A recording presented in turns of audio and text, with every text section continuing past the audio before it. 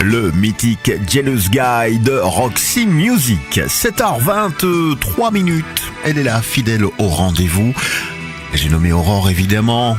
Bonjour Aurore. Bonjour Ben. Tu vas bien? Je vais bien. En ce début de semaine, tu as eu l'occasion de te reposer un peu du week-end? Un peu, oui. Un peu? Ah bon, tant mieux. Elle redémarre, les batteries chargées à bloc. On la laisse faire son œuvre. Alors Ben, je dois t'avouer que je ne suis pas mécontente qu'un peu partout en Europe, les gouvernements prennent enfin au sérieux les problèmes de sexisme et d'agression sexuelle.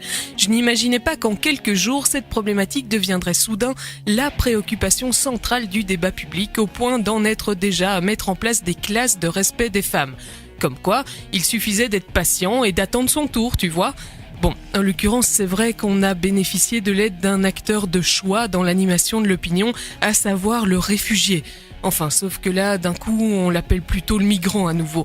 Quoi qu'il en soit, avoir l'appui du migrant pour accéder au cœur des préoccupations politiques, c'est un peu comme avoir celui d'un ministre pour décrocher un contrat public, c'est du tout cuit. Et c'est vrai que ça nous a bien aidé ce qui s'est passé à Cologne lors du Nouvel An.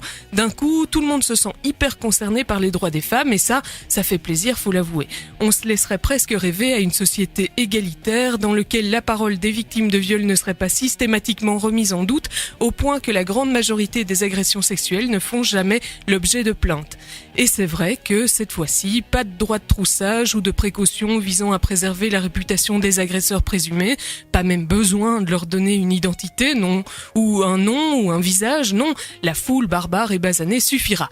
Et c'est là que le bas blesse, c'est que tu comprends que de droits des victimes, il n'en sera en vérité pas question. Ben non, je suis bête, moi, parfois. Non, le sujet, c'est pas ça on s'en fout. Le sujet, ce sont les immigrés, qui ont déjà le tort d'être majoritairement des jeunes hommes, mais qui en plus se targuent parfois d'être musulmans.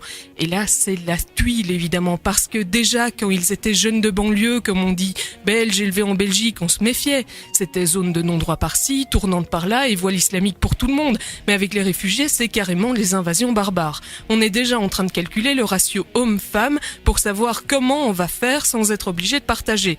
Parce que déjà qu'on est bien gentil de les laisser venir chez nous, faudrait voir à ne pas puiser dans nos denrées de base non plus. Ça ne se fait pas quand t'es invité chez quelqu'un.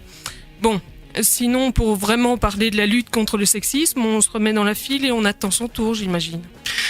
Oui, t'étais reposé, hein, oui. Là, t'as eu un sujet qui t'a bien plu. Tu étais en forme. Eh oui. Bon, on le réécoute en podcast très bientôt. Eh oui. On te retrouve demain. La demain. suite, c'est la musique avec Iggy Pop et The Passenger. Buzz Radio. Buzz Radio. Juste pour vous.